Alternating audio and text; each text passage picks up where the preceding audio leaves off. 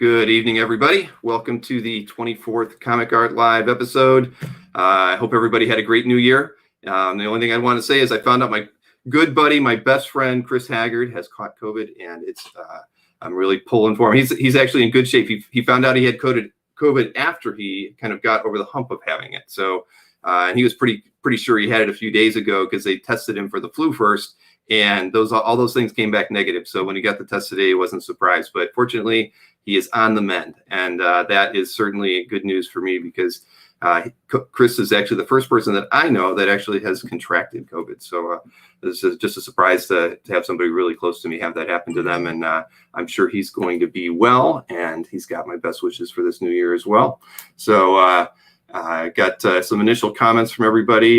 Yes, this has definitely been a great new year so far for me, and I hope it is for you as well. I'm going to bring in our commentators for the evening, our usual guys. We've got Glenn Brunswick, Will Gabrielle, and Mike Berkey. How's everybody doing tonight? Good. Ready to go. I see Berkey's got his Browns jersey on, and he's probably, fingers crossed for a win this weekend. So mine are as well. We're probably going to get our ass kicked, but you know what? At least you got a shot. Ohio State, too. Ooh. There's room on the couch with the Eagles, Mikey. Yeah. They had a hell of a game Sunday night. Yeah. Hell. Not too many fans like you guys. Jets in the playoffs. I haven't been following it that carefully, but they are my team. One day, Nostradamus predicted, buddy, that it would happen one day. They got the number 2 pick in the draft. That's what they got. Yeah, number 2 pick. Yeah, we even moved number 1 pick. We can't even get that right. Hey, before we start, Bill. You said your best friend Chris. You've told me for years I was your best friend. Oh. I was just curious about that. Go ahead. That's okay. Go ahead. The guy has COVID. Jeez. Right. I was trying to cheer him up, man. It's like great. Hey, best wishes for Chris to have a speedy recovery. And Bill, I gotta say, Chris, absolutely, it is unfortunate for Chris, but fortunate that that's the first person that you've encountered personally, because I have known a few.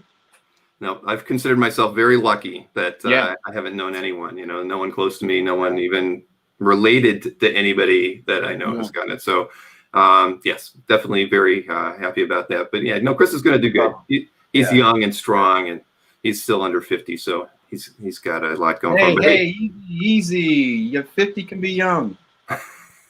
I'm 52. Hey, post 50, we'll be able to get the vaccine a little sooner, so that's okay. There you go. Our advantage to being older. And Larry says hi, and I also wanted to thank Larry again publicly. Larry bought one of the calf T-shirts that I had mentioned was out there, and he sent me a picture of him with it on. I should have had it ready, Larry, and I could have pulled it up and shown everybody. You look really dashing, and I thought the shirt really made the room in that photograph. You look great. What happened to the calf T-shirts we were supposed to get for Christmas from you, Bill? Like the 3 of us were supposed to get. I check my mailbox every day. Glenn, it's 2 dinners now. That's what we're getting when shows start again, which has been. I'll take the T-shirt. We don't know. The T-shirt is tangible and real, and that's gonna. I want the T-shirt. All right. The mail has been slow. That's all I have to say. Very slow. Very slow. I got a Christmas card yesterday, and it was postmarked the 7th of December. And it was sent from Iowa, for God's sakes. I mean, that's impossible. Actually, I got a Heritage postcard that was for their auction that was like back in December. I think the post office has figured out time travel. It's like on Saturday, I got a check from a guy postmarked December 7th, and I have 3 art packages that were sent on the December 10th. I still haven't gotten from people from overseas. Yeah. Well, hey. They're in the mail. That's what I actually was getting a message. Hey, the check's in the mail for one of my advertisers, and same thing. He swore he sent it this beginning of December. I got it. I know who you're talking about. Yes, you guys. Yeah, you all do. And I didn't care. I was like, but he kept asking me, is it there? I'm like, no, it's not there. So when I got it, he's good for it. He's around the 30th. Sure enough, it was stamped December 3rd. So I told him PayPal. I said, just PayPal him. The one thing I learned from him about writing checks, because I always used to, you guys probably knew this. I'm just stupid, but and writing a check if it was in the thousands, I would still write out, 5,400, and I never have any room to finish that out, right? And when I get checks from him, they're always 1,500, or something along those lines. So he crams it in there, and I learned it from him. I'm like, son of a gun, man. He writes small, and he uses business checks, which are a little longer. So. Right, but he composites that. He doesn't do the thousands. He just does it in the hundreds. So he's an amazing man. I've learned a lot from him.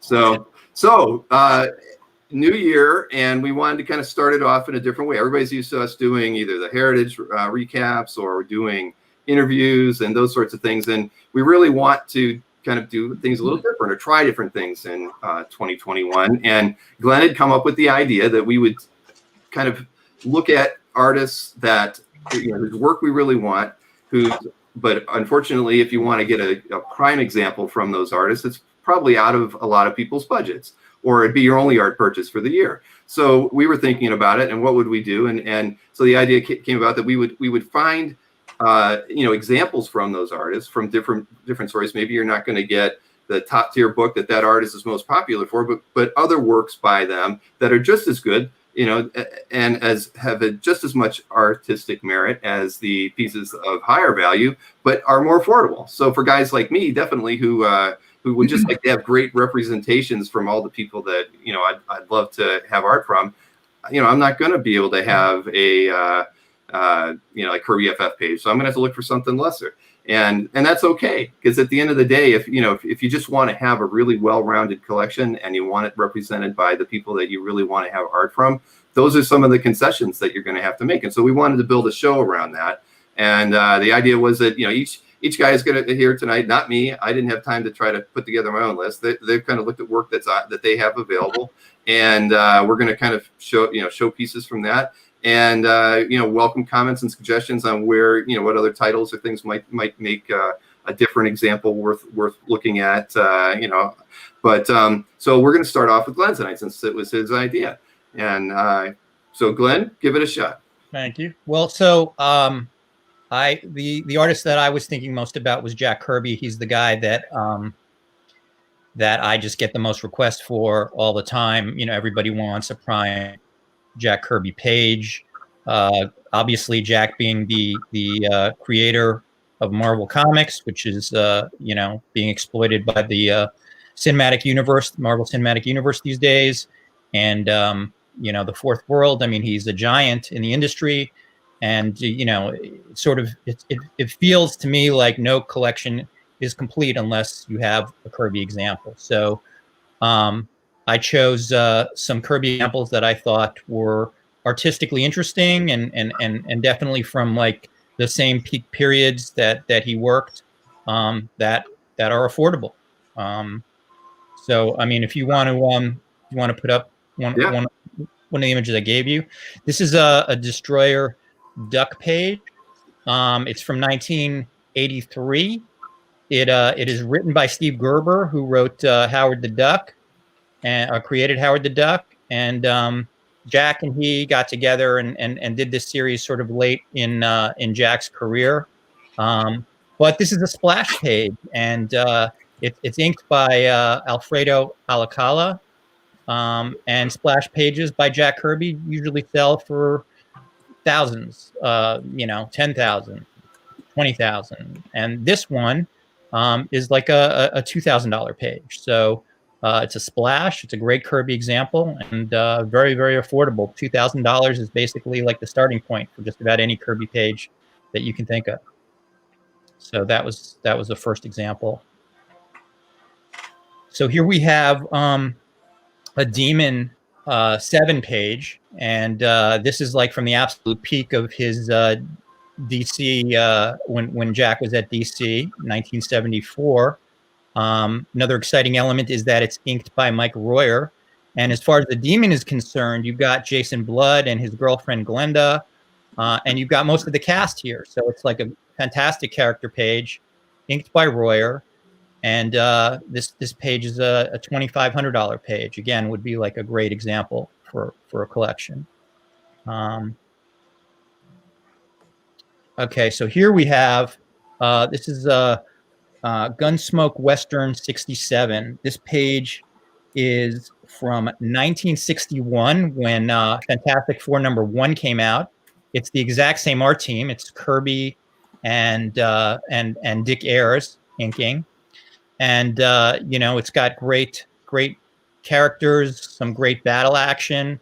It is a Western page. Jack, at this point of his career, was had done a lot of Western work in the 50s and had basically perfected the Western by this time. This page is also twice up, meaning that it's probably 14 by 20 or 22 in size. So it's would make a fantastic wall display, and just a fantastic. This page is about $2,200. So this is interesting because Jack Kirby, this is a penciled page that was actually unpublished and not used in the Losers. Jack did a war run in the 70s for DC. And what's interesting about Jack and his wartime stuff is he was actually unlike a lot of the artists that drew war stories back then, he was an infantryman for Patton's platoon in World War II. He actually served and was in battles. And this is a raw pencil page. You get the authenticity of really pure Kirby in this page. You can see fantastic progression. I heard a really interesting story about Jack during World War II. He was he was in this combat unit, and he was a little miffed that some of the other artists that he grew up with had these cushy jobs where they were working on Yank magazine, and he thought it'd be great if he could he could get something like that instead of having to fight it out on the French countryside. And I guess he was speaking with one of his lieutenants, and the lieutenant said asked him about what he did back home before the war, and he's he was an artist, and he's what do you draw? He's well, I draw Captain America. He's really? You draw Captain America? That's amazing. I look at and he's yes, Lieutenant, do you want me to draw something for you? He goes, yeah, actually, I want you to go down to that town down there where the Germans are infiltrated that town with a pad, and I want you to draw me their position. So he went from a safe infantry position to actually the most dangerous spot whatsoever because of his artistic talent, which he was hoping would help him out. But at any rate, this page is $3,500. It's a little more expensive than other stuff, but I think you can all agree it's a rare look into his process. Yeah, I would agree. This was my second favorite piece out of the ones you picked. Okay. So again, Jack Kirby, this is a romance splash, and he with Joe Simon basically invented the romance genre in the 50s. They created it, and by this point in 1963, he was certainly an old hand at drawing romance comics. And Vince Colletta, who is often maligned for some of his Thor work, actually came from the romance genre as well, and does just a phenomenal job inking over Jack in this piece. The main character, the brunette here, is a stat, although there is some artwork on top of that stat. And if you pull the stat up, there's some artwork underneath as well. But the rest of the page is all art, and just a phenomenal looking piece. And this piece can be had for $2,500. So, I mean, I think this is quite the bargain to get quite a lot of art. And here's another romance page from this exact same issue. This page is only $2,000 and has all sort of the same elements as the splash.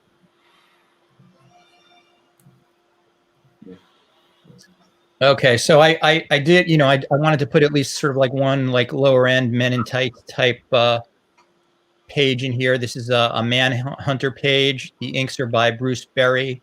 Again, absolute peak Jack Kirby. This is from 1974. And it's fantastic progression with like the Manhunter, picking up this hood, trying to throw him out the window, the hood's running, his anger in the last panel. I mean, it shows all the elements about of how like Jack advances a story and why he was so phenomenal. And this page is 3,500 also. And here we have like again a mob gangster type page in the days of the mob. This page is from 1972, just when Jack had come over, and it was his vision to create sort of like a magazine type comic book for DC that would reach sort of a different audience, like a magazine comic book audience. He was one of the first people to pioneer that. And so in order to do that, he reached into his past and started remembering the stuff from the gangsters that he knew from the 30s, that he knew so much about. And this is a phenomenal gangster page. It's also inked by Vinnie Coletta. And this page is $1,800. It's good looking Coletta there. I agree. Now this next one was my favorite piece. So yeah, so this is another mob page. This is also from 1972, but it's from issue 2, not issue 1. And in issue 2, Mike Royer had come on and started doing the inks. So you can see the difference in inking styles between the two. This one is much more refined and is a little bit more expensive than the other page. This page is $2,500.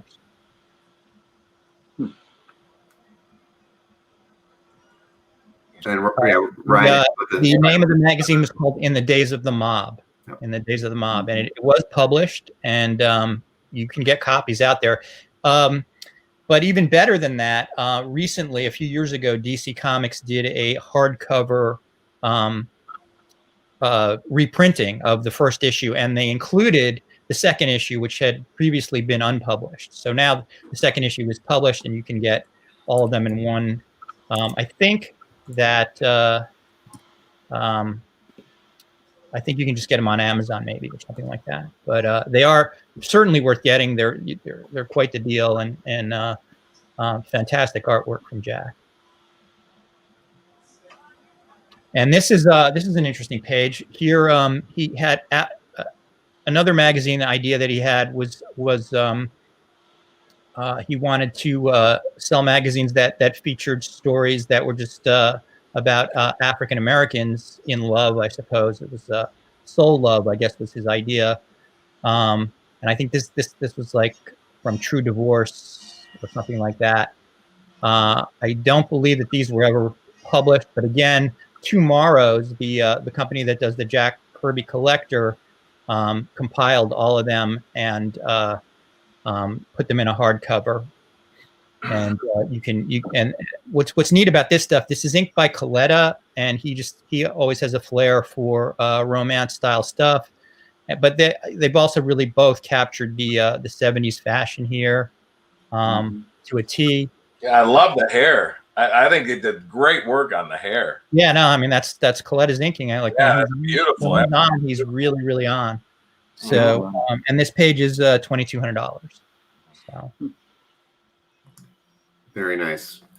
Now let's see. I had there was it was funny. There was a comment here from Larry about my dream, of course, is a Sky Masters by Kirby Wood, but right. Probably going to always be like out of my reach, even though if it felt like a few years ago, those page, those 3-panel strips were still relatively affordable. Yeah, you could get them for like $1,500, right? I like this, yeah, or even less. Like just a few years ago, I bought one, Bill, at New York Comic Con from Scott Eder, I think for like $1,200, like you were hanging out with Mike, like there, like right there, and he had one up there for like it was a good one, right? I know, with the prices have tripled. it just seems like every time I see one come on the market.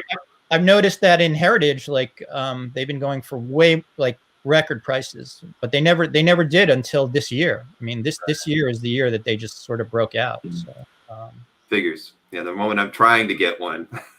Right. I'm always late to the dance. That's why I'm showing you these pages now, Bill, so that you know. Grab one. Get in on the ground floor.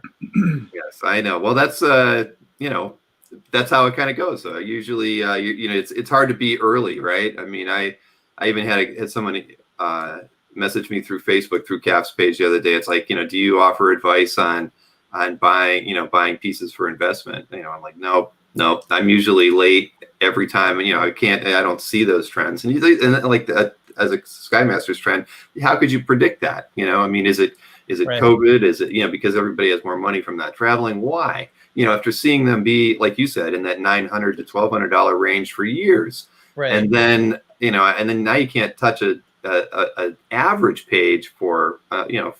Well, I think it's also the combination. Yeah. It's the combination of Kirby and Wood, and then the idea that it's like science fiction. I mean, you know, I think the Wood stuff has been going up in value also, and so you know, I don't know.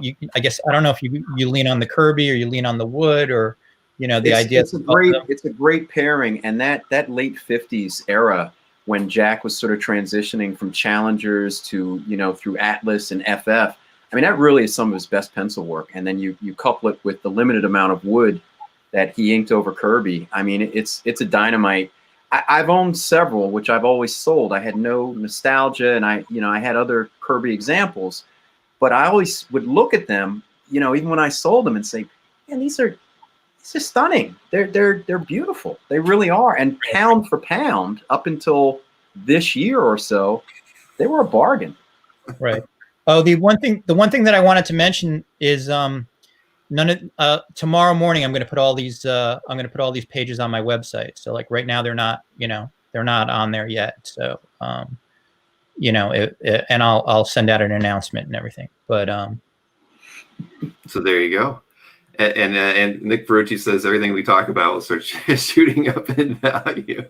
I guess that's one way to look at it. I mean, we should be finding out how we can, you know, well, how if we whisper quietly, it's what we're not talking about. You should be paying attention to. Yeah, that's true. That you know, but well, it is what it is, unfortunately. And hey, you know, and I mentioned that, you know, I was going to kind of like make a list while we were talking of artists that when I see somebody mention it, that where they, like somebody mentioned Frank Miller, for instance, and I know that nobody picked a piece of Frank Miller. Do you guys want to like wait and save anything like that till the end? I mean, or do you want to like, you know, just make? I mean, I think we can talk about it however everybody wants to talk about it, but I think it's very simple. I mean, Miller has always been popular, always been beloved by fans. But it's been, you know, white lightning hot this past, like, you know, 12 to 18 months. The prices have just gone through the roof. There are almost no affordable Miller pages available in the marketplace. Like even like, you know, the character Daredevil pages are going for, you know, way more than the stuff we're showing today. And you know, I mean, can you guys think of like some Miller examples that would be really cheap right now? I can tell you a personal experience. I bought, and you know this, Glenn, for sure. Maybe Bill and Mike do as well. I bought a character Daredevil page for a really good price. The guy who sold it to me was very happy. Thought, I guess I was like paying through the nose, but it was a good price. I flipped it to another dealer, and then someone contacted me and said, "Hey, I know somebody that would pay a lot more." I actually contacted my fellow dealer and said, "Hey, you want to sell that even though I haven't sent it to you, and I'll cut you in, we'll split, you know," and it went for a lot more money than That's what I'm saying. Like, I mean, like if you think about all, like, you know, like Ronin pages used to be like more affordable, but they're not. You know, obviously his Sin City stuff is not affordable really anymore. Dark Knight, forget it. I mean, just no, there's not. I mean, yeah. So. I mean, you know, maybe if you got like a Marvel team up page that wasn't very good, that you know that he did, you even that stuff. There was several years that, you know, Miller covers that weren't Daredevil that preceded that era. You know, just fill-in issues, Marvel Spotlight, Marvel Team Up, what have you. Even Captain America, those things were cheap. I mean, in some cases, you could get the cover for the price of like just the average Daredevil page, and I used to think some of that stuff was better than some of the Daredevil work. Maybe not written, but just artistically. And Yeah, Miller's now got there's to be. nothing. Sorry, No, Miller's all that stuff is shot up. he's got to be the hottest artist going at this point, because I mean, even like McFarlane, you can find bargain pages, like Infinity Inc. or but Miller is top. I mean, Right. I mean, I can't. Yeah, I'm not part of a body of work. So right. I can't picture. I can't remember what issues they were from, but I can think of a few of his pages that I've seen in the past. But poorly inked pieces that might be affordable. But those would be the pieces that you want as the representative piece from Frank Miller. So, or you could get sketches like pencil sketches, or even those are like they're. I saw one go for a lot of money recently too. Just what I thought was rather that Tom. It was an artist that sold an early con sketch from like the late '80s of Daredevil, and I'd have to look it up, but it sold for a lot more money than I was expecting. It wasn't because it wasn't really. I mean, the anatomy was not quite perfect. I mean, for when it was, it just looked like it was probably rushed, and it still sold for probably at least double what I was expecting it to. Even the color guides, I've known some color guides by Miller. Well, they're not by Miller, but they're based on his work. They're coloring in his work, and even those have gone for pretty decent money in some cases. I mean, it's just hot right now. Well, I mean, it's coming down to if it's coming down to color guides, then there's your answer, everyone. There's not a lot of hope to, at least right now in the market, to be able to afford a nice Miller piece. So actually, hey, Glenn, would you like to go next? While you're doing that, I'm going to try to find that one Miller piece too, because it showed as an example after. Glenn already went. Oh, I'm sorry, man. I told you it's been a long day. I hear you. All right, Will, you Oh, are me. I'm up. You're the yeah. I'm sorry. Well, what Bill, if you don't mind, cue me up with the I think the one Kirby piece that since I'm following the Kirby act. Oh my gosh! All these are tiny thumbnails now. It's going to take me a second to figure out which one. It's a half splash, so maybe that's like a 3-panel. Maybe that stands out. Well, I know I've got a bigger image over here. I'll be able to pull it. Sorry. Oh, of course. I'm sorry. Yeah, no, I got it now. I'm telling you, that's the only thing with this production studio is they need to make it so their preview images are much bigger than what they show here. So, of course, they're still sliding by. There they go. Oh man, right there. There we go. Okay, so this is a page from Thor 147 where his powers are halved. And he's sort of like on the outs with Asgard and Odin, and he kind of hooks up with the circus of crime. So because he's Asgardian, he still has some strength, and he lifts this golden bull, which is very heavy, and the police are closing in on Princess Python there. But it's a nice example. It's a half splash. You see Thor in each panel. He's showing off his strength. He is in costume. Many of the pages from this storyline, he's not. And Vinnie Coletta inks, and it's $6,500, which may be a price point that's not necessarily a bargain, but comparatively, to have the hero, now an A-lister in the Marvel universe and a half splash, it's pound for pound, pretty decent price page.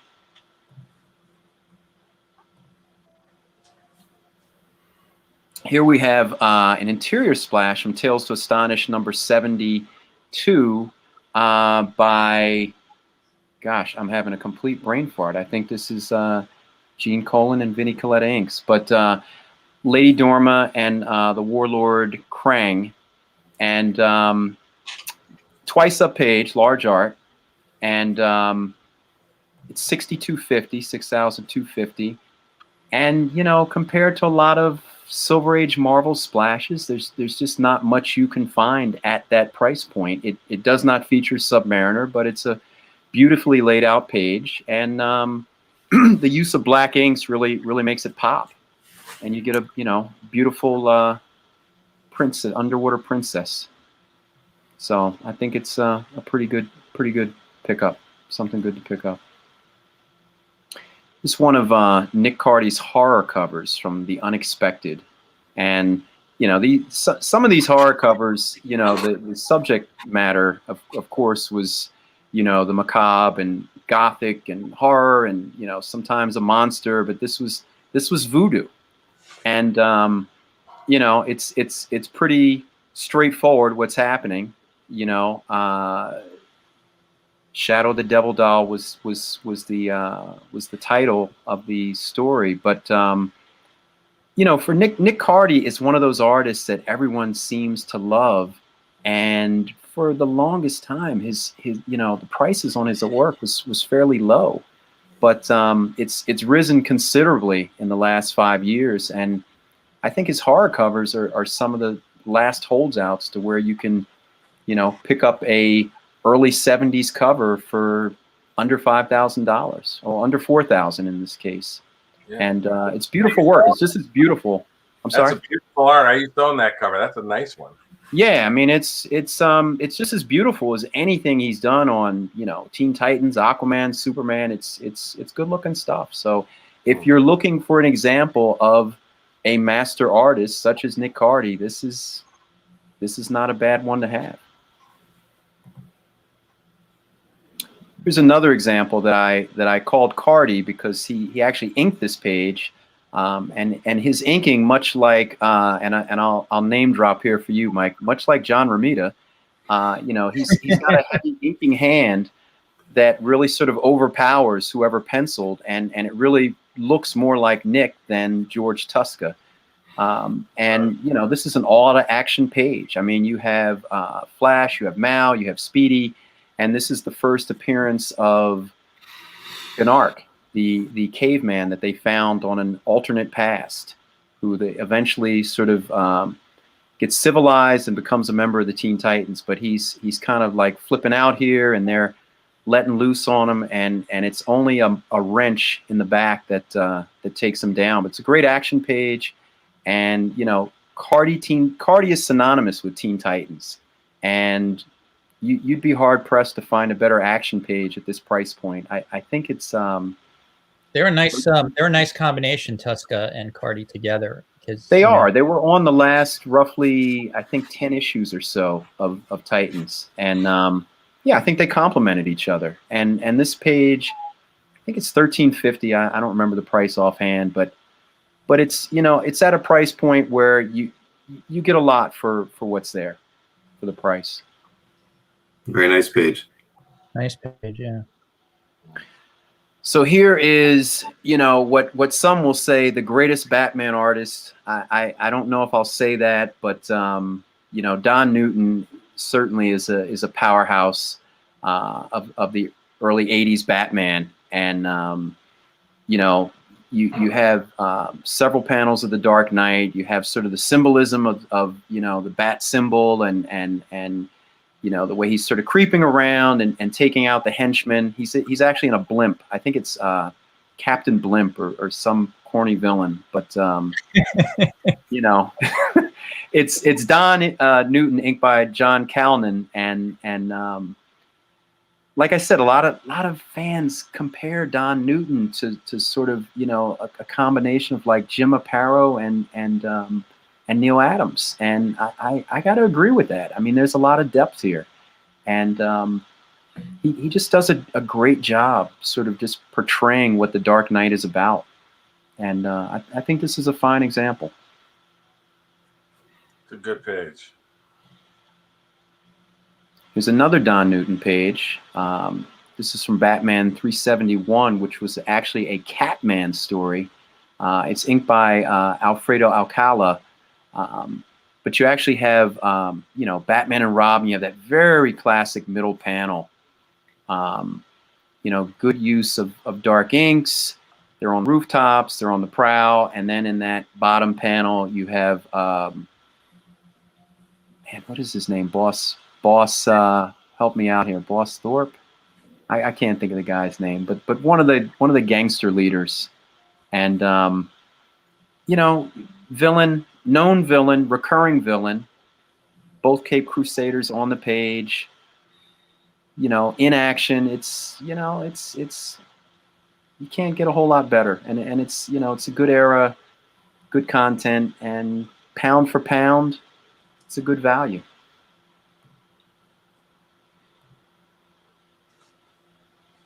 Rupert Thorpe, that's his name. Thank you, Ryan. Complete brain fart. Second brain fart of the night. So this is to a backup story. And a couple people have commented they think this is Alfred. This is Batman disguising himself as Alfred, when it's actually him disguising himself as the cop that's in that, you see his face in that bottom panel on the right. So they're supposed to be identical, but he's borrowing his face for the night, and he's going undercover, and he doesn't want Commissioner Gordon to know. But, you know, here you have a title splash. You have Batman in every panel. You know, you have this sort of classic shadowy bat, you know, coming down from the rooftop, and, you know, you have him using sort of his master of disguise skills, and, you know, again, it's a title splash. It's Newton ink by Steve Mitchell. Steve Mitchell's one of those inkers that some people love, some people hate. I happen to be more in the love column. Scott Dunbier and I disagree. I think Glenn was there. Pretty vigorous conversation about the skills of Steve Mitchell. He's not in the love column. Yeah, he's not in the love column, but no, I mean, you know, I think for the era, this is a nice example, and again, it's a title splash, and yeah, it's a good looking piece. I think it's $1,800 or so. Here we have a later Gene Colan, I think 1981 or so, on the Avengers. So sort of his second run on the Avengers, shortly following the very classic Perez run. But here you have the Avengers sort of mourning the Shadow Lord, and you have pretty much the whole team at that time. It's Dan Green inks, and again, it's price point. You know, a 60s Colan Avengers page would be a lot more money, and for this era, I believe Gene may have worked on 6 or 8 issues. So there's not a lot of pages to this era out there, and again, this is a very popular era of Avengers because, you know, it follows Perez, and you know, a Colan page is a fraction of a Perez page, and it's, you know, it's good looking with the whole team. How much So is that page, Bill? $950. Nice page. So under $1,000, you get a classic Gene Colan page with the team. And you said this was 208. It was 208. It was 208. I believe it's 208. Yeah, Avengers 208. Nice. So put up the comment, the last comment from Nick. Buy what you love is all that matters. I was buying Don Newton pages of 100, 200. Now they've popped. Never bought for value, just for love. Hey, he's a man in love. What can I tell you? But he's got the right idea. Sounds like we can all get pages from Barucci for $400. Yay! Yeah, you know, I may have to buy some more Don Newton pages. and you know, I happen to be a little closer in proximity to Nick, so I might beat you guys there. All right. All right, we've got one more, Will. One more. Ah, yes. All-Star Squadron. There's legions of collectors out here that love the All-Star Squadron. I count myself among them. Great stories. Roy Thomas, you know, wrote most of these, and they're just very classic. There's sort of a true-to-life fictional take on World War II. You know, what happened when the JSA enlisted and someone else had to rise to the call to protect the country. And this is issue 17, and this is, you know, a classic Joe Kubert image. And at this time, you know, Kubert in the early 80s still looked like Kubert in the 70s, still looked like Kubert from the 60s. And, you know, you have the entire team. Obviously, the focus is Robot Man, who's on trial. But again, this is a higher price point, close to $10,000, but $9,500. I have sold other Kubert All-Star Squadron covers for more money. This is sort of the bargain of the bunch. And the interesting thing, if anyone has paid attention to a lot of the All-Star Squadron covers by Kubert, which many came out in the past 5 years at a particular auction house. They came from the estate, the Joe Kubert estate. This one is actually in probably about the best condition of any of them. Many of them have stat and paste up elements on them that, you know, some people don't mind and some people it detracts. So this is a nice, beautiful, clean example of Joe Kubert and the entire All-Star Squadron. And these covers by anybody are sort of difficult to get.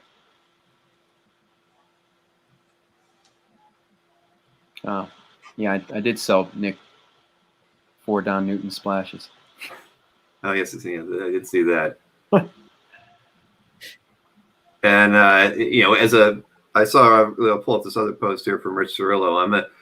Because I would assume that in a weird way he might even be referencing. You know, he says, "I know you guys are covering affordable comic published art, but also consider advertising art or animation art from the same artist." And that's true. And I'm sure, you know, Rich works for Neil Adams, and you know, Neil Adams was one of the people I had written down on my list because I knew that we didn't pick any pieces, even from Mike's set. I believe that had Neil Adams in it as well, and so I think Rich is exactly right that, you know, there's been a lot of advertising pieces that I've seen by Neil, even that, you know, had DC characters in them that are certainly much more affordable than if you were going to go after published pages with Neil Adams pencils at the very least. Rupert Thorne, man, I can't believe I forgot that guy. Adams did a bunch of the merchandising, you know, like the packet for like the packaging label of a bunch of like the Marvel, you know, figures as well, like Spider-Man and Thor. And, you know, I've seen a bunch of those, and those are not expensive, and they look really good. You know. So. No, Rich has an absolute point. I mean, you know, you really, if you're on a budget, you really have to think outside the box. And even though all of us are dealers, we've been doing, you know, we've each been doing this for 25 or 30 years, or in some case a little more. Everybody starts somewhere, and you know, my first pieces were $50 and $60 each, and that was all I could afford at the time. And you know, you build on that, but you get creative. And yes, prices are very different back then, but the point is that you get creative, and sometimes you do have to look outside of published comic pieces and what's a popular title or popular character, and sort of look around the fringes of, you know, something that's still aesthetically pleasing but is easier on the wallet. And hey, I did pull up those Frank Miller examples, and there was 2. I didn't know that. I had only remembered the one. I'm gonna just pull these into the screen here for a second for everybody. So this is going through CAF's market data. I remembered this. Let's see. I can't see any of that. Yeah, I'm sorry. I should do a couple. Can I borrow your glasses, Bill?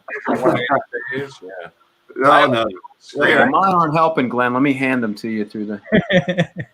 So this was a sketch that was sold on Heritage at the end of November, and nice. it sold for $1,900. $1,920. Okay. So that would be with the juice, because any of the data I get from Heritage has the buyer's premium, you know, added into it. That was 16 hammer gavel. Yeah. Yep. And but the piece that I was thinking of that was on eBay is this one. And it sold for $2,750, and that sold on December 5th. So just 2 weeks apart, and very similar sketches. But I want to issue one word of caution, however, and that is that it is very, you know, because these are not published pieces, it is much easier for a very, very talented artist to make a forgery of these kinds of things, and it becomes very difficult to authenticate because you're not matching it up with a published piece, and you can't look at line by line, and you just have to think like, well, you know, it looks like Miller to me. And artists can have a bad day. They can be rushed at a convention. They don't like to draw. I've drawn Daredevil 400 times this year. I'm rushing. So yeah, Glenn's absolutely right. Yeah, no, I agree. I actually heard a story earlier today about someone who saw a piece of art on CAF an artist saw a piece of art they had done on CAF 20 years ago, and they were really unhappy. You know, it was something they had done at a show. It was painted at a show, and they were really upset about part of the anatomy and the character, and actually got the person who now owned it to send it back to them. and they corrected the arm in it and repainted it and sent it back. When you said anatomy, I thought you were being polite for a second. Yeah. No, no. Oh gosh, man, you guys are killing me. No, it was an arm. It was something wrong with an arm. Some people claim that too. Or a middle leg, yes. Oh boy. No, but you know what? Talking about sketches, it did sort of jar my memory with something.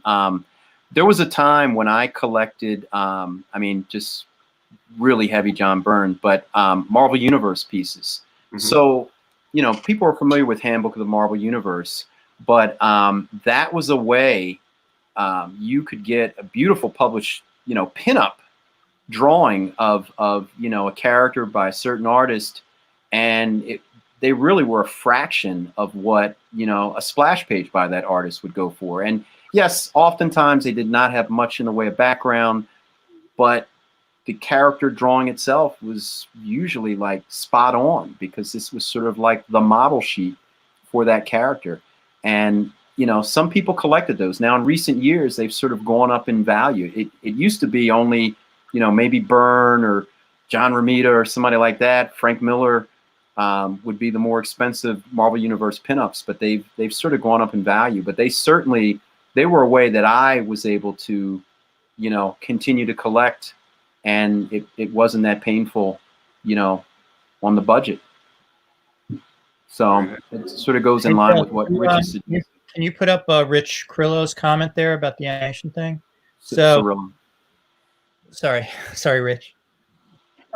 So regarding that, like here is like a very huge, like 22 by 22 by 17 animation piece that Kirby did by Ruby Spears, and it's like a racing team for an animated show.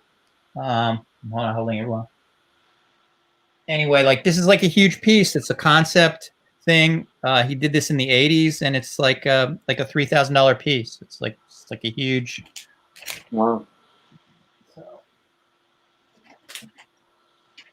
But Rich is definitely right. I mean, Toth's animation art. I mean, panel pages would be much higher than those kind of.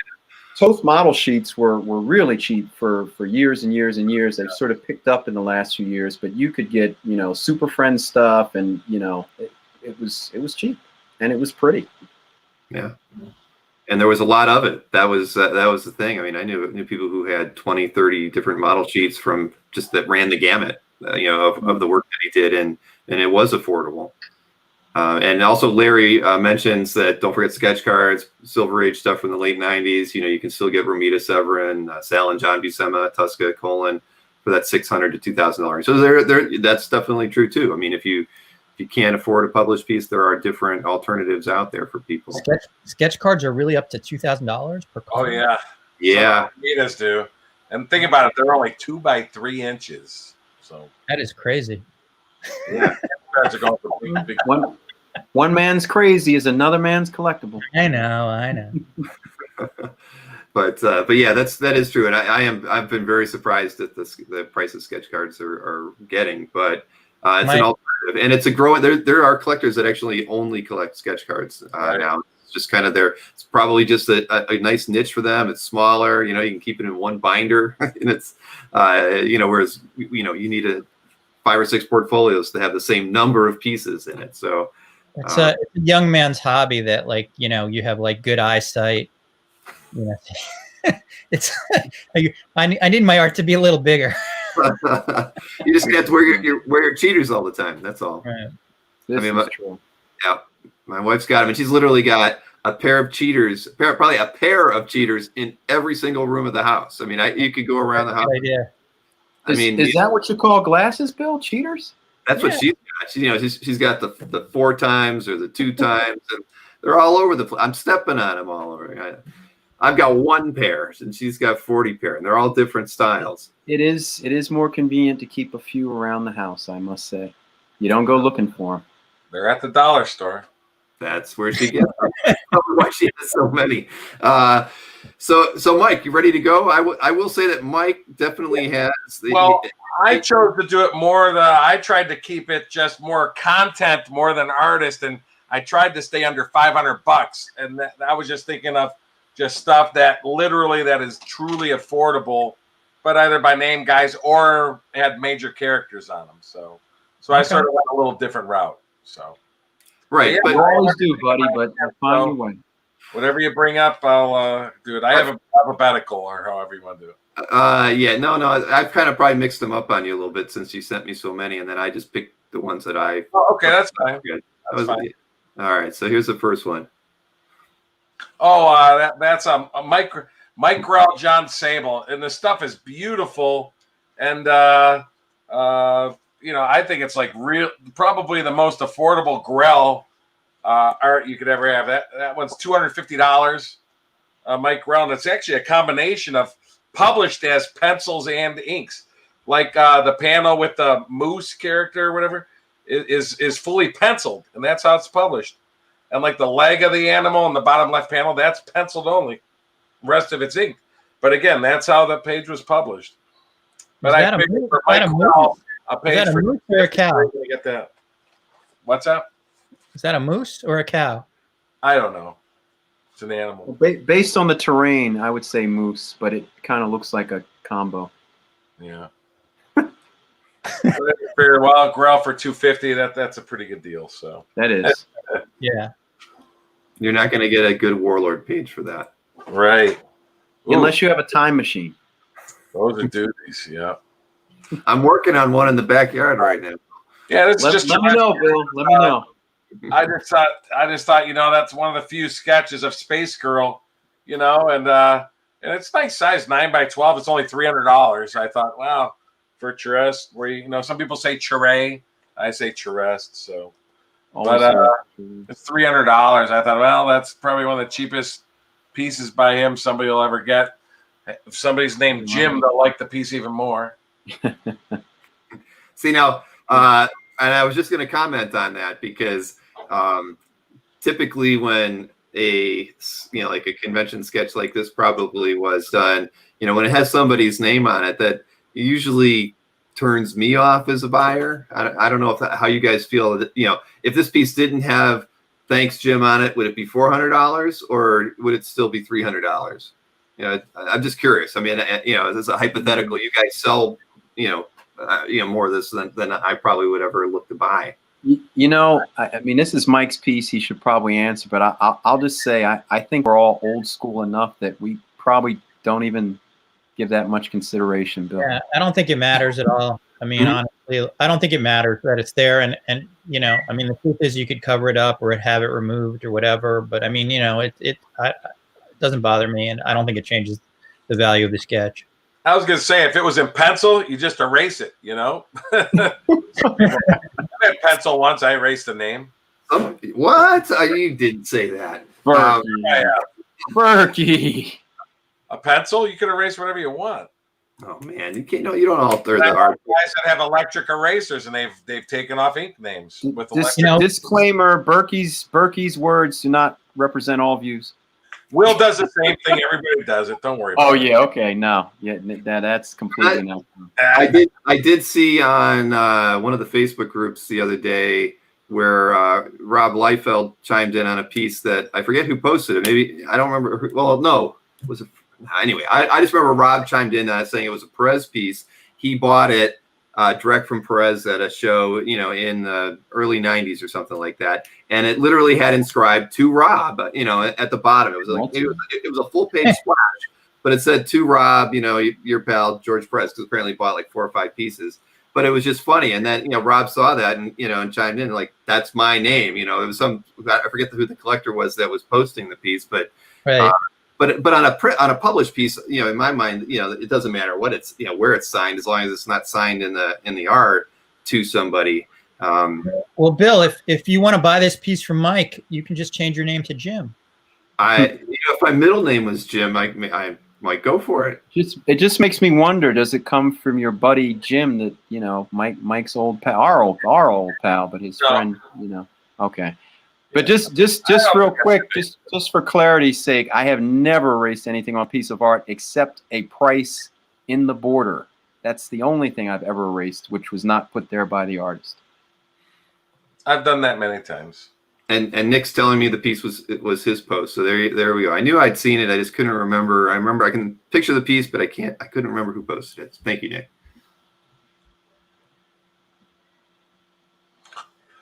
This is a John Byrne Power of the Atom page. Has Atom in every panel. You know, John Byrne, inked by Keith Wilson.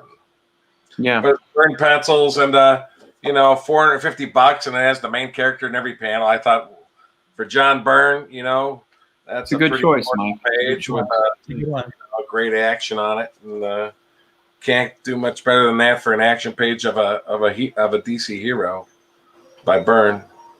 So, this is again a John Byrne. I believe this one's pencil and ink by John. A Doom Patrol has Metamorpho on it too, and all the side characters and everybody, and that's $350. Oh. All on my website. I just thought that's pretty affordable Byrne, with known characters on them. So I thought that's a almost looks like Byrne that Metamorpho's shaking hands with. It does look like Byrne. I was wondering about that. Well, I think is that like the head guy of the Doom Patrol? I forget his name.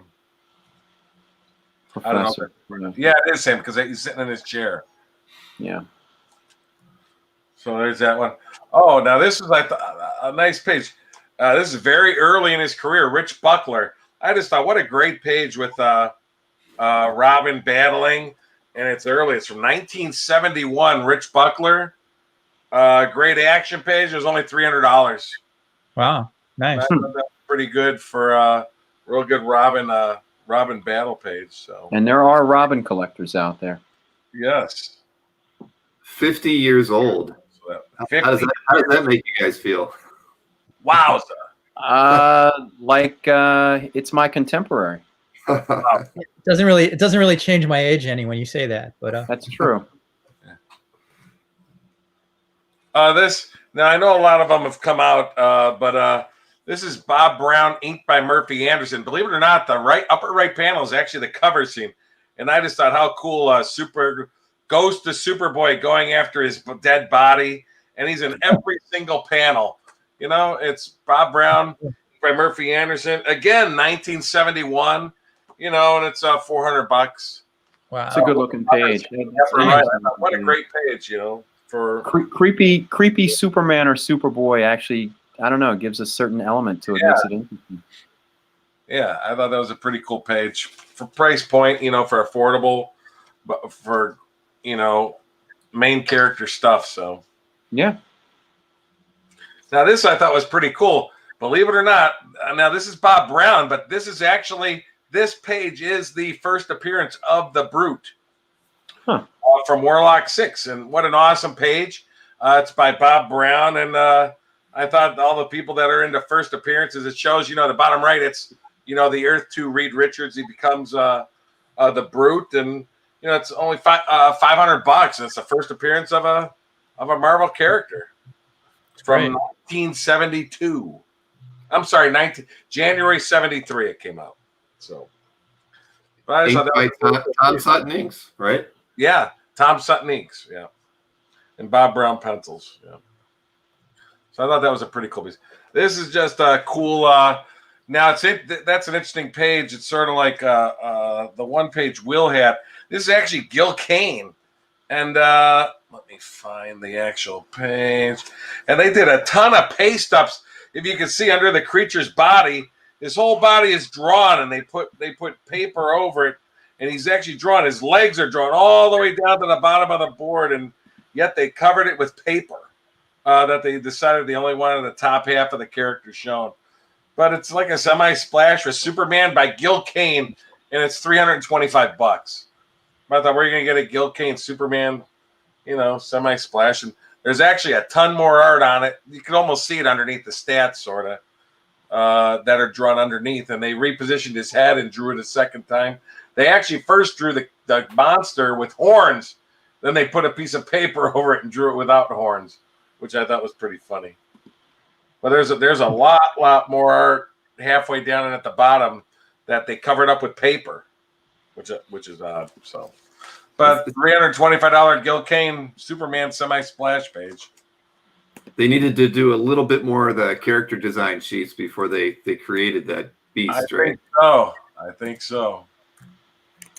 This one, I am a fan, and I think he doesn't get enough due. Is Joe Staten, and this is a really great page from Green Lantern 137, 1980, 41 years old, and Green Lantern bailing in every panel, $300, and I just think it's a great page for the price point by a great DC artist.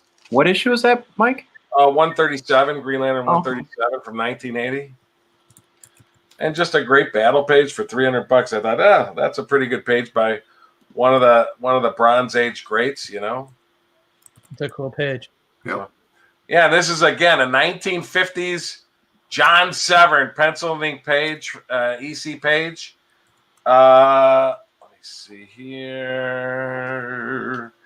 Yeah, from Two Fisted Tales number 37, and now the pages were drawn a little smaller. They're drawn like they're drawn 11 by 14, but $500, you know, for John Severn pencil and ink, drawn on craft tint, so the piece looks a lot better than the scan. Didn't come out well, but I figured where are you going to get an EC John Severn pencil and ink page, $500? I thought that's pretty cool. I actually had another page with it, and I put it back up while we were drawing. I put it up on the site today, and somebody bought it. The other page with it. There was page 2 and page 3. I fixed the scans and put them up on the site, and somebody bought it, and it was on my site for like 7 years at that same price point. So I thought that was pretty good. Yeah. This is Christopher. Oh wait, let me see on that one. Is that Jones? Let's see. Yeah, I think so. Well, let me find it. It was Scott McDaniel. Oh, that's McDaniel. I'm sorry. Let me go back. Okay. Yeah, that's Batman 597 from 2002. God, it's weird thinking 2002 is almost 20 years ago. But a real nice splash with an awesome image of Batman on it. Full splash for $400. I said, you know, I just said, that's a nice piece for $400. I think it's you know, and I think Scott McDaniel's a pretty good artist, and you know, he doesn't get as much love as he should for what he's accomplished. Hey, he's been in comics a long time. Yeah, he has. Hey, Bill, real quick, Chris made a comment about Mike here, and you know, I have to agree. I mean, I think relatively speaking, we've all pointed out bargains, but yeah, Mike, you're nailing it, man. You know, under $500, it's hard to argue. You know, just trying to find. I was just trying to find low end stuff, and you know, I know a lot of people, and we all talk about how everybody wants the new things, and I know Glenn just started his site, but it's true and will. And sometimes people don't like the search, and sometimes, you know, I've had stuff for 7, 8, 9 years on my website, and I've never changed the prices, and it's just sitting there. And I said, you know, there's a lot of cool stuff. And like I said, I went through the site and just pulled 50 pieces that I thought, wow, you know, this is worth it. This is worth 50. You know, that I sent Bill. I know we're only going to do some of them tonight. But that's pretty cool. So go ahead, whatever you pulled next, Bill. All right. Oh, this I did just because, you know, people love Black Spider-Man. And, you know, this is an early. This is, let's see. This is from Web of Spider-Man number 9. I mean, the first year. And, I mean, you still get 2 panels of the Black Spider-Man, $450. And I know Black Spider-Man pages go for crazy money. This is a year after he got his costume, you know. $450 for 2 nice panels of Black Spider-Man from Web of Spider-Man number 9 by Jeff Isherwood. So I thought that was a pretty good deal. Oh, yeah. Now, this is, and I know I've told people for years, this is one of probably my most underrated artists of the 1970s. Keith Pollard, to me, is one of the greatest artists of the 1970s. And I wholeheartedly agree, buddy. His run on Spider-Man, his run on FF, I know he did a couple issues of Iron Man. He did a couple issues of Inhumans. But I just think Keith Pollard, now this is inked by Jim Mooney, too. I think Keith Pollard is one of the great artists. And, you know, this is, I think, $550 or so. But I mean, the Thing and Johnny at the top and everything, and it's from the FF Run issue 195. And I think that's a deal. Honest to God, I think a page like that should be $1,000. No, it's a great deal. I cap that on my website. So, but I'm just saying, I just think Keith Pollard is one of the most underrated artists of the 1970s. And with Mooney's ink, I just think it just looks. The detail is just stunning on these type pages. From the 1970s, that's from 78, I believe. Yeah, I think you're right. So, and I put this one out there just because I think of the Silver Age.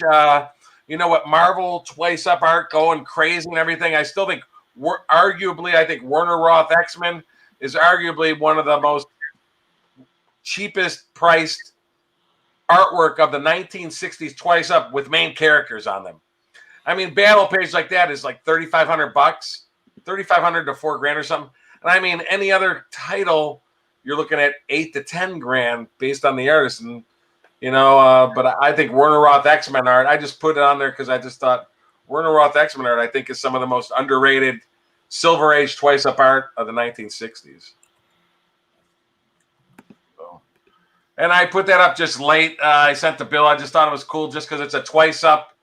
Steve Ditko pencil ink cover, for $7,000. I mean, where are you going to get a twice up Ditko? Now I know it's drawn in, I believe, like 1972, but I said, man, it's still Steve Ditko. I mean, Spider-Man's creator, twice up cover Right. for Cool range. So I just thought that was a cool piece. Again, it's large art too now. It's twice up, 13 by 18. So pretty cool piece. I'll never forget what's his name. Yeah. I hate to say it, Mike. That was the last of your 50 that I picked, though. Oh, that's all of them? Well, you could be showing them. You got them in your hand right there. No, I have them all in my lap. I'm just saying, I have them all in my lap. 1972 Bob Brown Batman. Okay. 1972 Bob Brown Batman page. Look at that. I mean, $400, almost a 50-year-old Batman page. Nice. $400. This is like we're on the Home Shopping Network here. Jim Calafiore, nice page with Spider-Man 2099. That's $200. A lot of people love. Give me two. A lot of people love the Blue Devil. There's a lot of Blue Devil fans. Ernie Cohen. I mean, what a cool page. Blue Beetle in every panel. I'm sorry, Blue Devil. Blue Devil in every panel. $275. Bill, to hell with your 12 pieces. He's going to 50. One of my favorite guys, Kyle Holtz. Kyle Holtz, I think, is one of the most underrated guys coming out. He's starting to get some love now, but I mean, just a great Ghost Rider page. Yeah, Ghost Rider 2099 page, 2 1/4. Let's see. I mean, Jamal Igle. I know he's not like a fan favorite, but a Jamal Igle Supergirl page with her all over it, $200. There's another Jeff Isherwood Spider-Man 9 page for $400 with Spidey in 2 panels. See that stuff? You can keep everybody on. It's all good. They'll see it. You see that stuff? Yeah, you can see. This is why I was late getting my work done today. Christopher Jones. I mean, I know Christopher Jones isn't like the greatest artist, but look at that.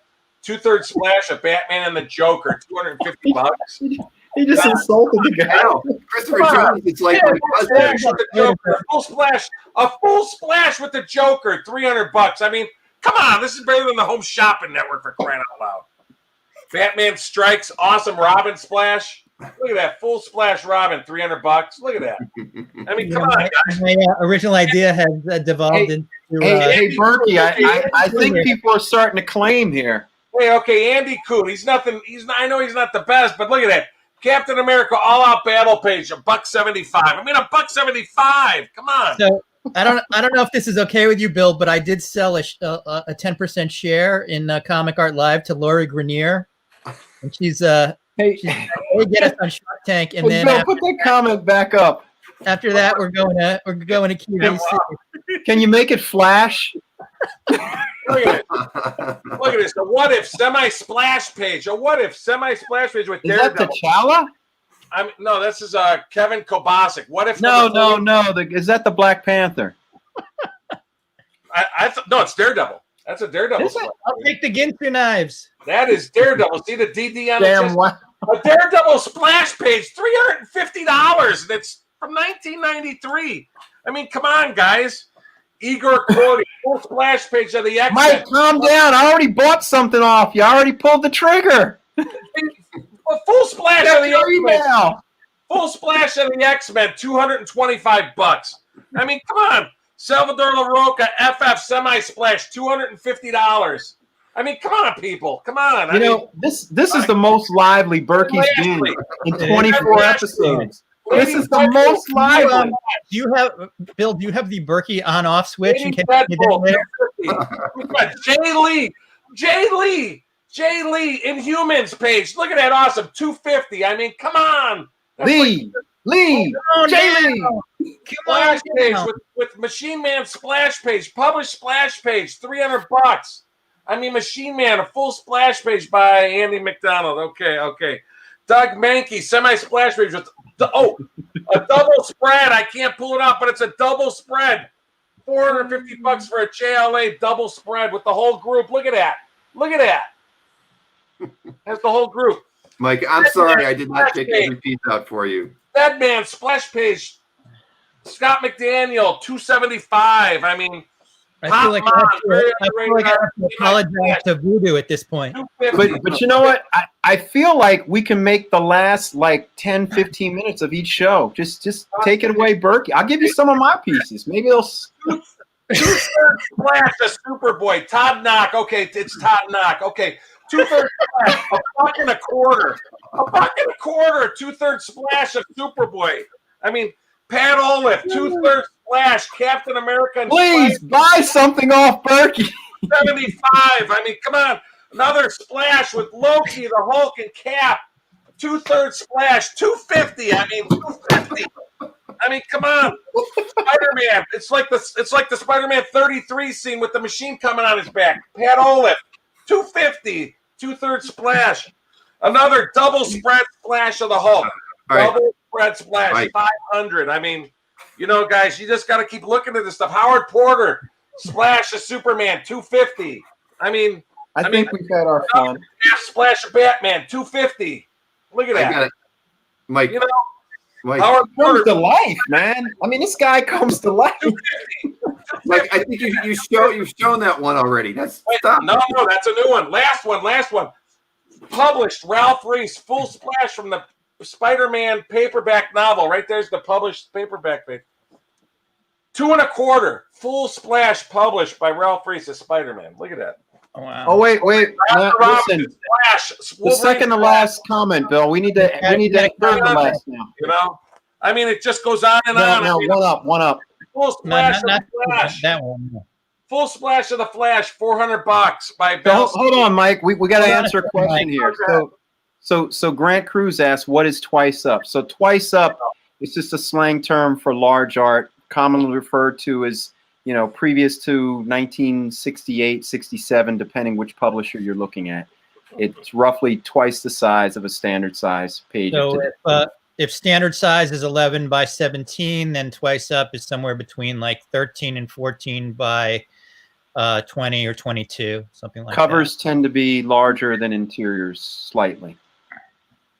And what time period did they change from twice up to the 11? Well, DC changed before Marvel around anywhere from November 67 to February 68. They went from large size to small size. Marvel, I think it was around May. I think around May of 68. I'm better with the covers. Crazy Mikey, his I only have 5 more. Insane. Wow. Well, I think you definitely. Wait, Mike. You said last one, not 5 more. I think you definitely got the budget. The budget. Man from Atlantis, You win the budget fight, man. You win. Page where they realize Man from Atlantis breathes underwater. $300 by Tom Sutton. I mean, come on. Is that from issue 1? Is that from issue 1? It was. The page where they're trying to save him in the hospital. I didn't include it. You got to dip his head in the water to save him. Then he comes back to life. You know. Yeah, I think Splash $3.25. I'm thinking of a new feature for CAF where we can like set price ranges up where you can go back and look at pieces that have been on dealers' sites for more than a certain number of years, and you can just like mine it for that. Because the funny thing is that most of the time when we do set up site searches, the default sort order is by date. By date added to the dealer sites. You're always seeing the new stuff first. Mike's got 4,000 or 5,000 pieces on his site. He's got stuff that hasn't been seen. Hasn't been seen in 8 or 10 years. Bill, this was me not being able to go to San Diego Comic-Con this year and New York Comic-Con. You put a nice feature on me and Glenn's sites where we can sort by title, by date, by price. That is true. By artist. That is true. And I'll tell you, I'm going to be debuting something tomorrow on my CAF update that is pretty cool. I was having Maureen write some programming to give me some stats for 2020. I thought I'd do a year-end report on, popular artwork and stuff. And then I started thinking, well, shoot, if I was going to show like the most viewed art or commented art from 2020, wouldn't it be like, it'd be very January, February, March heavy, right? Pieces added earlier in the year. And so I asked Maureen, I'm like, how about we put together a report that looks at the most commented and most views, but it allows us to pick a date and a month even and a year, say a month and a year when the art was added. So I can give you a report on all of 2020, but now I can go back and look at something from 2012 in the month of January and just look at what are the most popular covers that were added in that month. And I'll tell you, it is really freaking cool. The artwork that I haven't seen in so long. And, I can literally just keep changing the month and just look at covers and interior pages. And I would be seeing some of the coolest stuff on CAF that I haven't seen in, 6-10 years. And it's really cool. I'm going to show that off tomorrow before I make it live on CAF because it's definitely worth a look. But it's one of those dumb things that you don't think about. Like you got the cool toys, Bill. You win the cool toys debate. Thank you. Hey, but seriously, even though Mike's, and this is no diss, even though Mike's is an older site, because I know you're going to revamp it sometime soon, if you go to original art, you can sort by high-end art, budget art, and I forget the other category, but so there is a sort feature. That's on all of our sites, right? That's on mine. Well, yours, it's just a different name. We could sort by price, low, high, but you can do just a different menu pull down. But your lowest price page that I see is $50. Yeah. What? Albert charges more to ship art than that. Albert don't even give people a bag. Don't talk. He charges you more to look at his art. Hey, I've got Albert on Thursday night too, everybody, just so you know that. Oh, so don't watch. Because he didn't want to come on here. Don't watch. Well, he doesn't want any cool people on, so don't watch. Shit. Hey, since last week was a holiday, I just wanted to show this really cool thing. I don't know if people know I'm big into Christmas themed things, and I just thought this was cool. A sign. I bought this for $100 last year, and Peter Billingsley, who is Ralphie, of course, they said he totally hates the Christmas Story movie, which I'm a big fan of. The house is here in Cleveland, but anyway, I got it all signed. Randy, his brother, Peter Billingsley, Scott Farkas, Flick, the teacher, AA+++, Schwartz. So I know I miss Gavin McLeod, but Darren McGavin. I'm sorry, but I still he passed away. I didn't get him, but I want to get the mom. But I just thought since it was the holidays last week, people would love to see a cool poster signed by a lot of the main characters from the movie. Hey, we had some of the funniest comments this week. Rich Sabrillo says, "No more energy drinks for you, Berkey, before the show." Well, I was silent for the first 40 minutes. You've been silent for the first 20 shows. You just came to life, my friend. Yeah. I said I felt like I was on the Home Shopping Network, man. It was awesome. There's somebody I can introduce you to who you already know that might like to fit you in. My brother wants to stand behind me and hold artwork up during our shows. I said, do it on a show where we don't have a guest. As long as John keeps his clothes on. Clothes on? Okay. Yeah, clothes on. Yeah. And speaking of the Home Shopping Network, I actually have another live stream on Sunday that I am doing with Anthony Snyder at noon. He is setting up at a show in. I thought Glenn was just saying, I'm done. Yeah. I saw something January 10th, he said. Well, make sure he speaks more than 2 words like his emails. Ooh, man. See, that's why. Wow. I can't put. That's why you guys can't be on the same screen at the same time because you can't play nice. But anyway, so I there you love go. Anthony more than life itself. Hey, me and Anthony, we're buddies. Exactly. So that'll be noon. That's noon on Sunday. So it should be. It'll be fun. Anthony's always very entertaining. Sunday at noon. That's football. Who's going to a comic show on football Sunday? Playoffs. Not you. I know. No show. And we're off next week as a group. I do have a special show on next Tuesday. It's a George Harriman Crazy Cat thing that I'm more or less hosting for 4 different moderators that are going to run that thing. But we will be back in 2 weeks doing our next Heritage recap. That's right. 2 weeks. That's right. Heritage is a week. Another Heritage auction. Yeah. 2 weeks Heritage post-auction show. That'll be fun. And I actually had a talk with Heritage today, and they like what we're doing. They're very happy that we are putting the effort in and talking good things about their artwork. So that was good for me to hear because I was curious. So yeah, they should donate to your calf a little bit more then. Well, they are. He's on tonight. Those sales, they should give you a couple percentage of those sales because it's people here that are buying all their big stuff. I hope they're watching tonight. Then maybe. Hey, I like this one. Rich just said, "Bill, can you post outtakes from Berkey in the green room?" Rich, he freaking falls off in the green room. This is the most we've seen. The only time you see Berkey come more to life is maybe late at night after a show. He's had some sales and he's kind of wound up. But I mean, David Williams. Look at that page with the Hulk. David Williams, $200.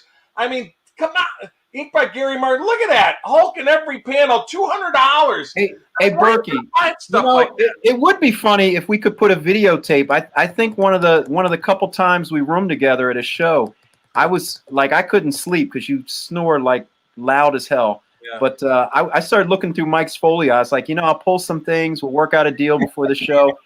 This guy got up like Dracula at 5, like his body literally sat up like, and he's like, "Yeah, buddy, you like that page? We can work out a deal." I was like, "What the hell is going on?" Oh, yeah. This is green room conversation, and it's live. Always doing wheeling and dealing. Yes. Is that before or after the 2 gallons of milk, Will?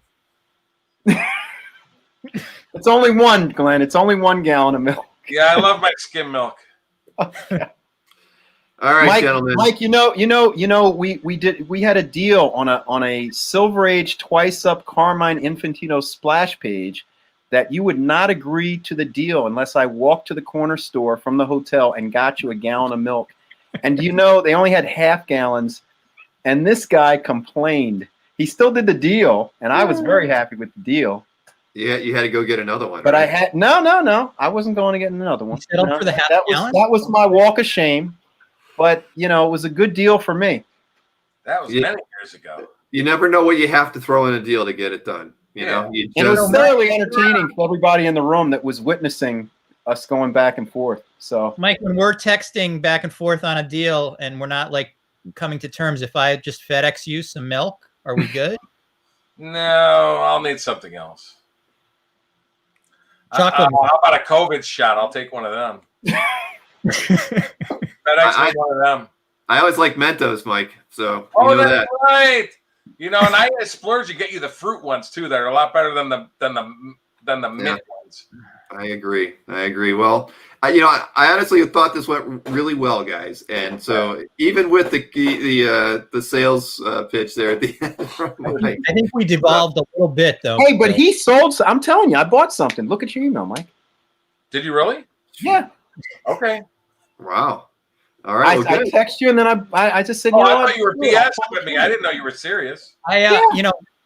Will, I offered him a few $100 more for it. So. Oh. Hey, it's all about out with the old, in with the new. Oh man. Like the new year. I agree. Well, so I think we can do something like this again. Maybe space it out, do it maybe in another 6 months. Like I was just thinking more true budget, like under 500, but we had a good mishmash of everything. Yeah, I think there was a wide variety of things that we showed. The whole point is there's stuff to be seen. You just got to look at the sites and see it. Everybody has something, not just new is good. There's always stuff that you can find, hidden treasures. They're absolute. Listen, we get at dealers, we get bored at shows sometimes. It's a slow show or whatever's going on, and we get criticized for working out deals amongst ourselves. But sometimes there are things that we actually want that, hey, I can sell this. This guy couldn't sell it for whatever reason, didn't have the right eyes. Right. I can sell it, and vice versa. Just like anytime I get something from Albert, I'm always able to sell it because people don't like going to his site. So that helps me out a lot, You're really making my Thursday show even more difficult. Yeah, that Albert. I mean, yeah, he gets mad at me whenever we do a trade. I get something from him. He's had forever. I sell it immediately. He goes, "Why?" I go, "People don't like going to your site." I mean, it's obvious. You're unsociable. I would like to point out people at discount. I mean, you have to fight Albert just to get a bag for your art. I mean, if we do this again, Bill, it's important that Mike goes last. Yes, it definitely is. It definitely is. Fight Albert. I mean, he don't want to give nothing away. I mean, I'm surprised he gives a paper bag. I mean, man, I don't know why you're saying it. The art I had shipped from him last week came in a heavy mylar. So maybe Mike, I think Albert was screwing with you when he sent you stuff with no bag, and you just I get lying. I'm going to wear one of my Albert shirts our next post. I have one of Albert's shirts, I think. It's not focusing. Sorry, guys. He's got the mask too. He's got the Moy mask. Oh, that's right. Yeah. See, Moy not only sent it in a heavy mylar, but he gave me 3 of his. I have that. Three. I have the original.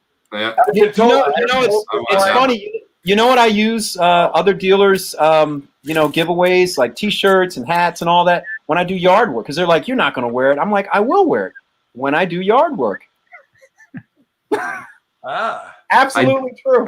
That's when your neighbor crosses the street and goes, "Wow, where can I get that Albert Moy art?" Well, there's the Anthony shirt, there's the Albert shirt. Tell me. My favorite is the Tri-State Original Art tan cap. It keeps the sun off me. Huh. I'm not going to buy you guys shirts. What the heck? You guys are going to just wear them when you're cleaning the toilet. Bill, these guys are, forget about these guys. Just send me a shirt. All right.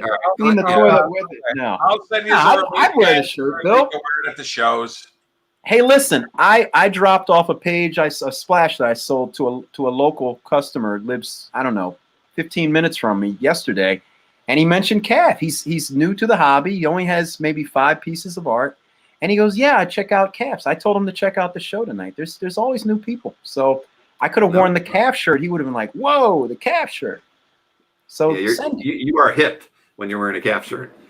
Now, does it only come in the baseball variety, or do you have other? No. You can get it in just a standard T-shirt and choose the color it's printed on. Even I'm doing it through a drop ship place, and so. The logo is the only thing that's static, and you can pick your own color shirt, sweatshirt. Blue and gray V-neck T-shirt, slim fit. There you go. I could have had it printed on a baby's onesie, but I chose not to pick those. I did not want a calf logo on a baby's onesie, so or a pillow. No pillows, just shirts. So. Oh, you could lay your head on calf. I do every night.